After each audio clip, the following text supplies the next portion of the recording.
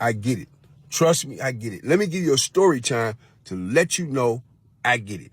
So yes, this is the OG from the last video who was simping on modern women, talking about how back in his day, they built the table, right? Let's listen to what he's talking about here in this video because this is a little bit different. I used to be on Joel Osteen's prayer team. It's called the Stevens Ministry. This is the ministry that if you're ever in church and they say, hey, do you need prayer? You raise your hand, come up to the front. This is where you raise your hand. You say, I need prayer, salvation, etc. Then they take you to the back after service. When you leave service, you meet us. We pray with you, get your information, etc., etc., etc. So by me being on this team, I was invited to a lot of meetings. I always go to prayer meetings, celebrations, graduations for ministry, people that's in the ministry, people that's getting new positions, etc. So one time we had a conference at Lakewood, right, for about relationships, covenants, etc. At this meeting, there was a couple that was in the ministry. They had reconciled and they were about to get divorced. Let me tell you what happened. The wife gave about a 30-minute presentation on why she cheated on her husband. The synopsis of why this white woman cheated on her husband was because he was working too much. He was staying away from home, trying to start new businesses, and his job required him to go out of town a lot. So basically, he was working too much, trying to make money to provide. So she said, I'm going to cheat. She cheated because of that. Yeah, cold world. After she gave the explanation of why she cheated, the husband gave us a 20-minute presentation on why he felt the need to let that job go, get a lower paying job just to meet her needs so she wouldn't cheat.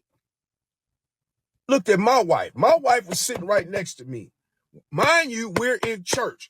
I looked at my wife and said, did this mother say she cheated because he was making too much money and working?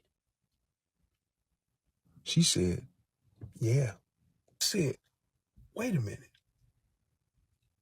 Did this dude just say he gonna quit his job? He quit his job and got a lower paying job just so she wouldn't cheat?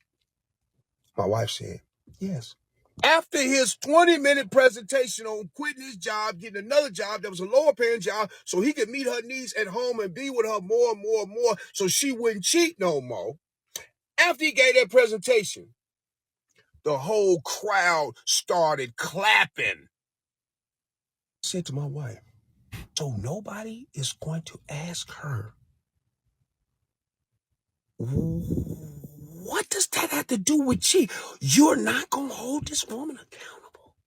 I asked my wife this low, so none of these motherfuckers gonna hold her accountable for cheating. So the caption here, I just want to make sure I read this. It says, the whole church said women don't have to be accountable. Story time. So he's sharing this story, which when I hear this, man, I'm not surprised that this is happening in the church. And we'll talk about that when the video's almost done. You mean to tell me I'm supposed to be quiet about this shit? I said, shit. My wife said, shut your ignorant. We in church. I said, I can't be quiet. What the hell is going on? This happened in church. So men, I get it. I live it. But I would not let my emotions drag me back to the mud. The rapper Scarface said this in a rap. He said, you surviving in situations demons died in. Meditate on that. Everybody watching this video is survivor in a world full of demonic presence and crazy folk. And you still here surviving. So let's learn to love each other and try to heal and stop all this trauma bonding. All right. So I'm not surprised at all, if I'm going to be completely honest with you. And I don't think you guys are really surprised at a story like this. But I'm especially not surprised that this happened within a church.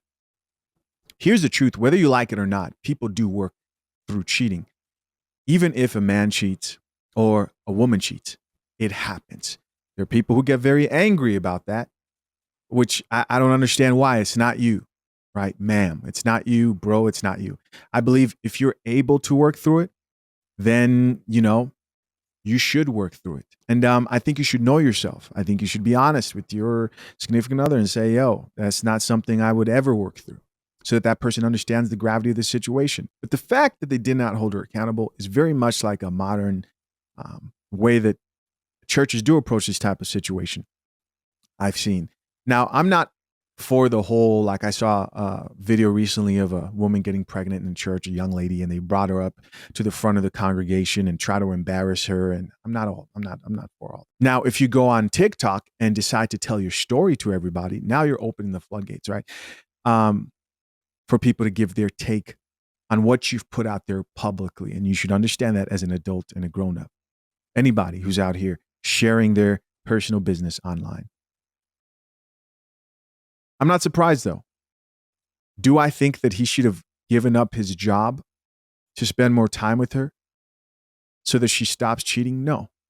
Because now you're setting the expectation that the cheating is okay and it can be justified because a man is working hard trying to provide for the family.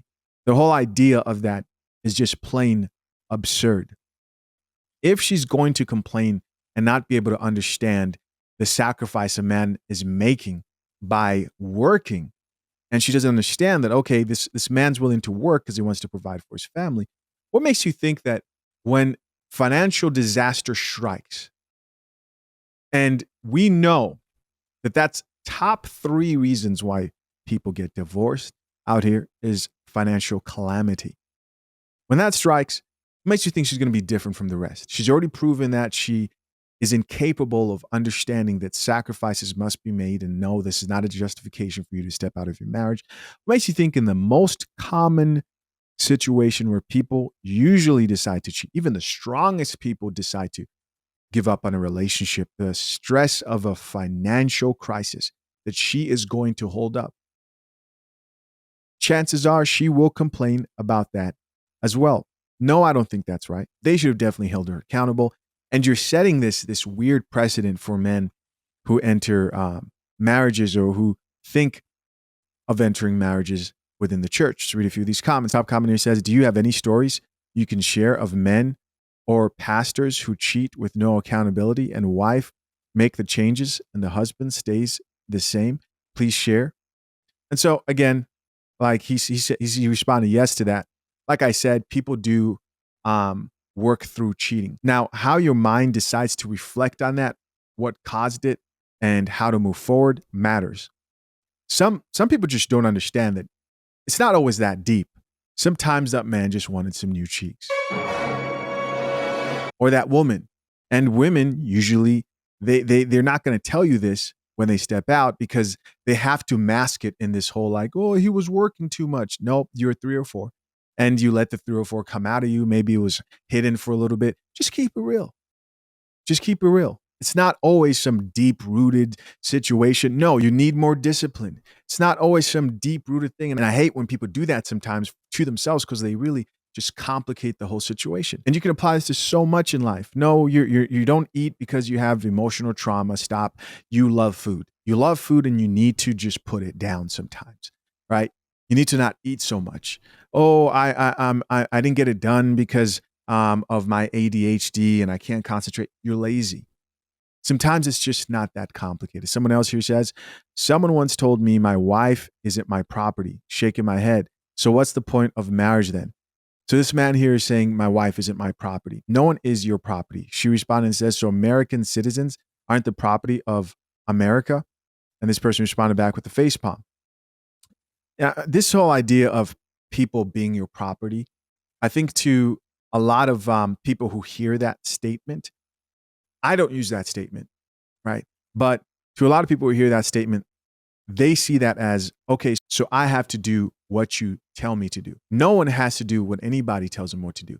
If you're in a situation where someone has to do what you tell them to do, then they're essentially a slave, which is just the truth.